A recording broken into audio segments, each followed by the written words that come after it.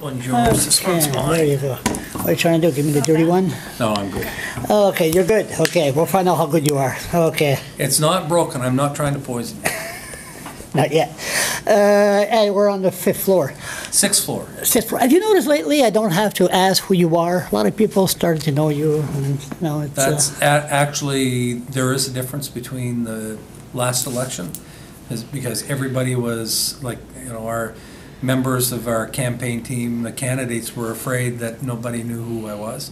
This time it has changed. Sometimes for the good, sometimes maybe. I was just going to say It's all that, part of but it. I don't want. I want to continue this interview, so I'll keep my opinion to myself. Okay, 20 minutes, Forestry. That's all we're going to talk about. If you want to talk about other things as well. Oh, I know that. I got 20 minutes. If you want to talk for other things after, no problem. Give me extra time. We will. Okay, 20 minutes, Forestry. If you were in the opposition, what would you complain about?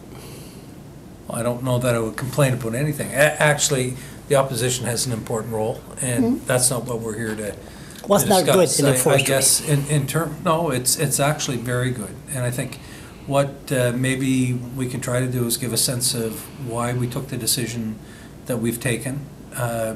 Certainly, I realize it's not without controversy, but at the end of the day, what we're trying to accomplish in New Brunswick and what the different decisions will allow us as a province to do in terms of forestry.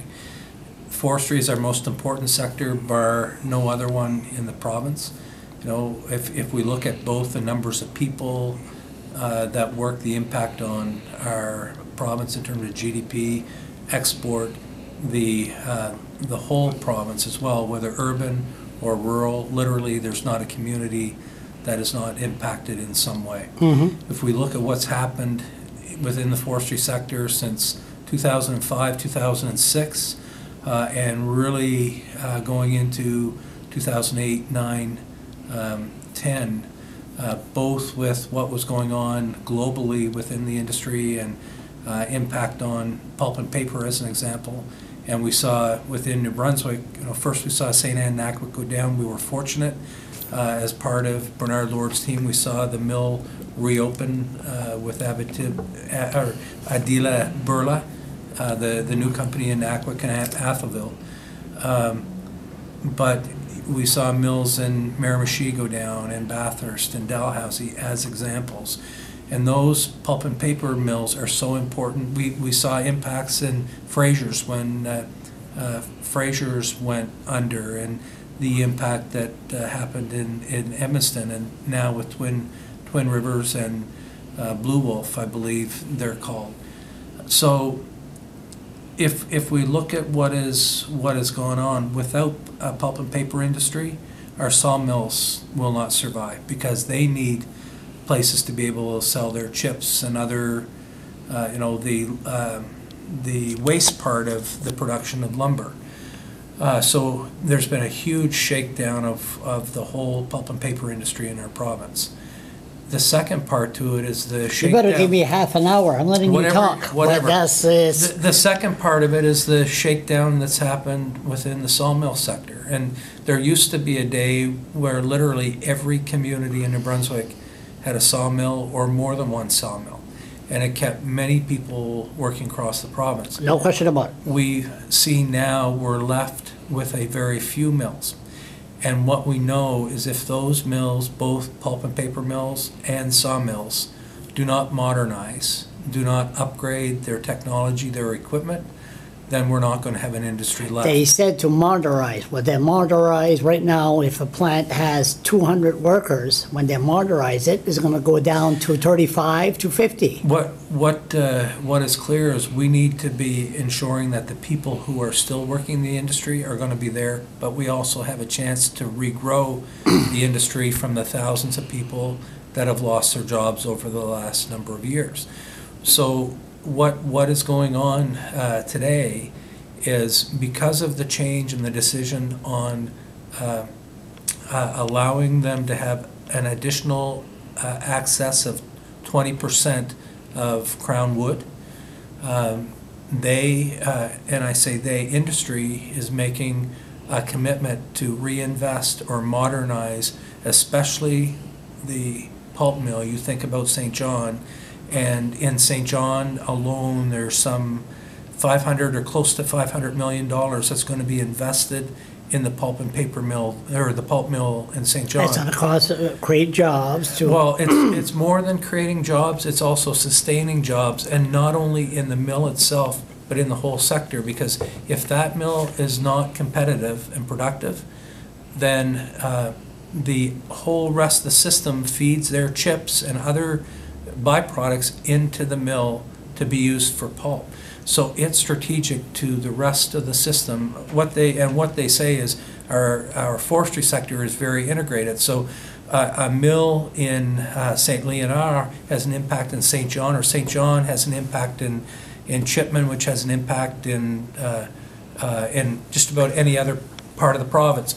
So that's why we're taking the decision we are to allow more crown wood to be available for harvest, so that ultimately the mills will reinvest. It's private money, it's not government money, to modernize, so they're going to be there long term.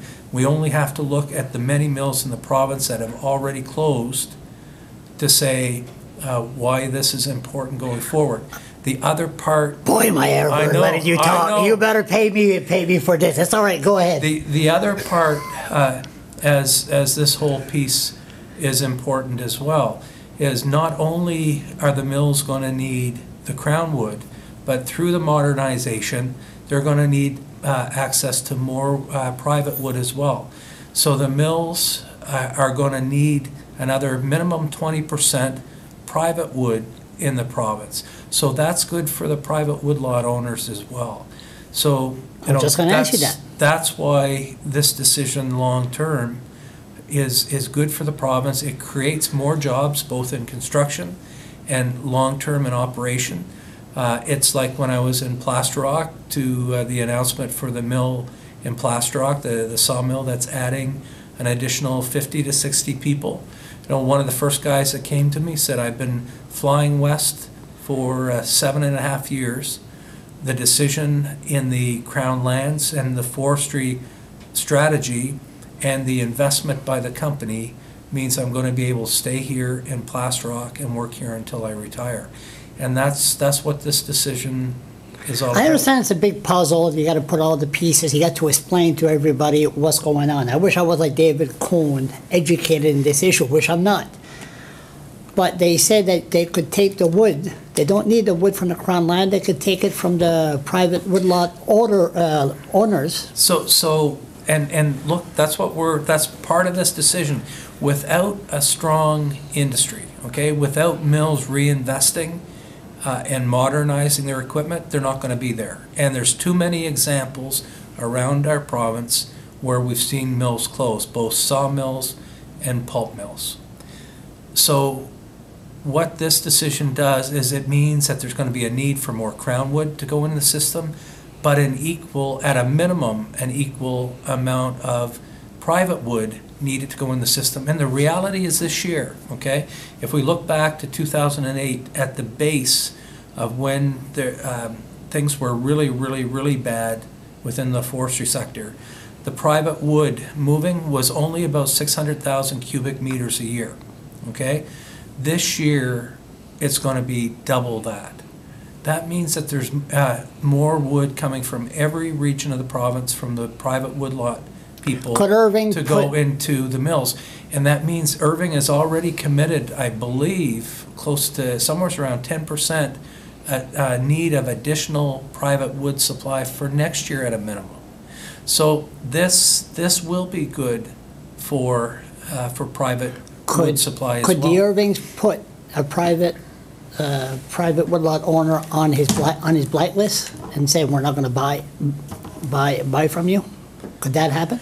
Look, that's really a question that you need to ask to Mr. Irving. Maybe you could call him. We could sit down here and no problem. What you need to do is ask that question to Mr. Irving. What I would say is the company wants contracts, and they want the private wood suppliers to supply wood.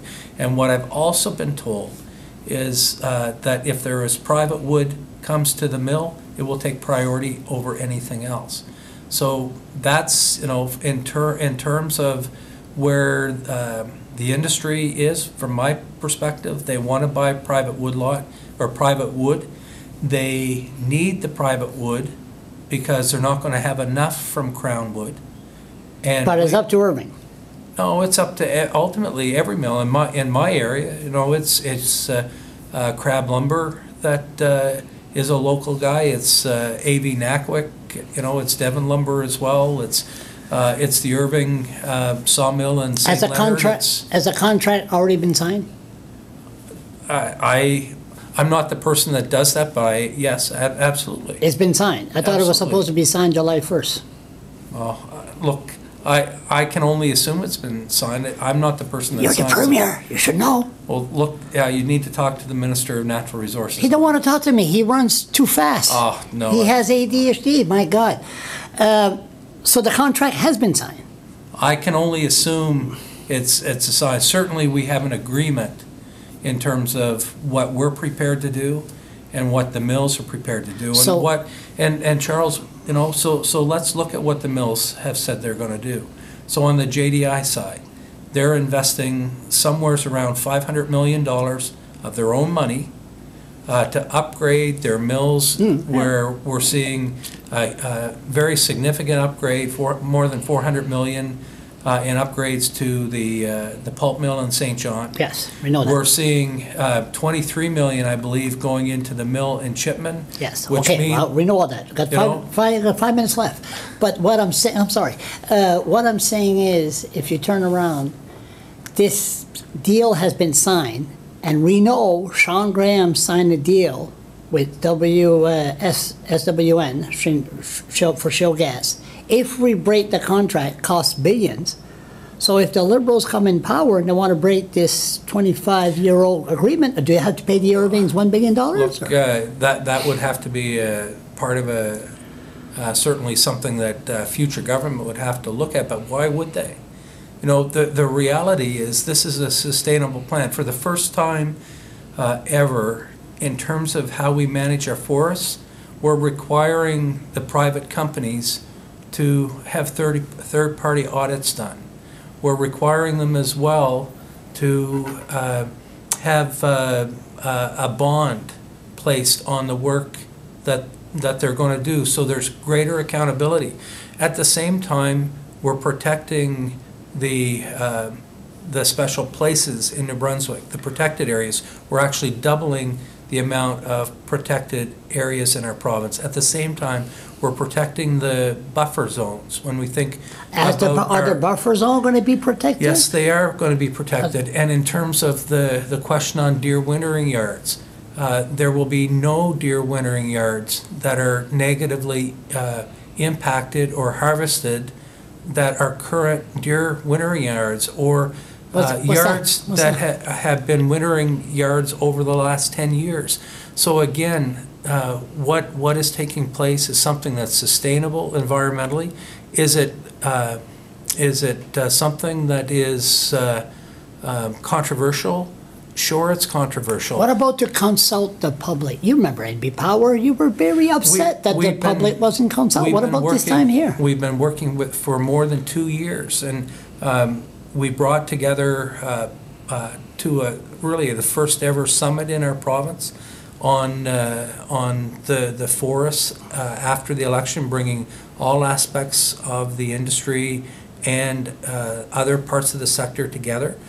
We've been working, we brought in leadership from outside our province to look at things such as royalty regimes and how we should manage our forests as we go forward. But the naysayer can't be all wrong, can they? Look, there will always be naysayers, and at the end of the day, as Premier, I'm responsible to make decisions. Government is responsible to take decisions. And what I know, when I travel to Chipman, or I travel to Doketown, I go to Plaster Rock, or I go to St. John, where people are going back to work, where people can decide to stay here in their communities and live at home, be with their family, volunteer in their communities, go to work every day.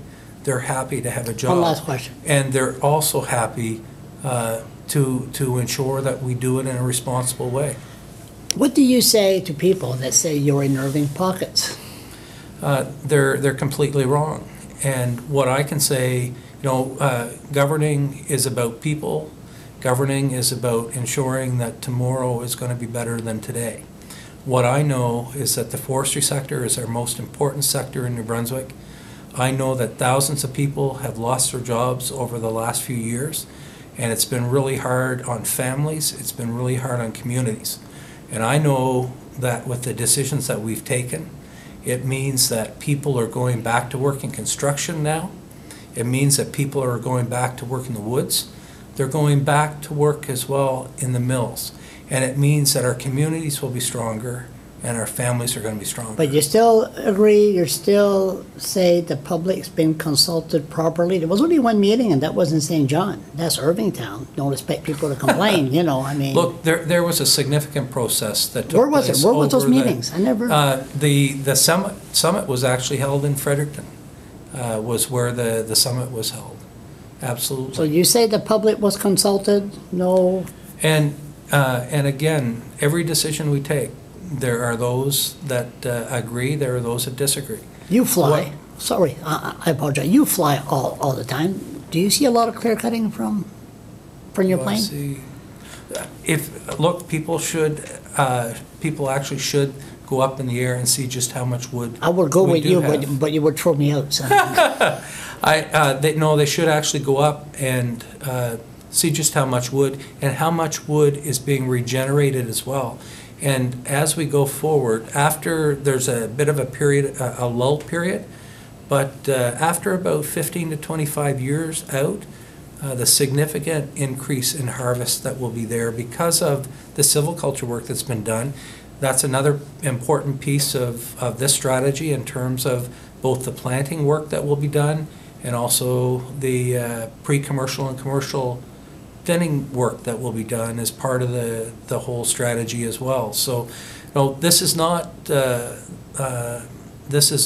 about one piece to a strategy. It's an overall strategy, and I believe it's a strategy that finds the right balance between ensuring our most important sector is strong, our most important sector has a future. They're reinvesting in their industry. People are going back to work in their industry, and at the same time we're protecting the environment, the habitat for future generations. And next time you see J.D. Irving, could you tell him that I would love to sit down with him right here? I will certainly have a one-on-one instead of having these Irving reporters at one side story. That would be nice, you know what I mean?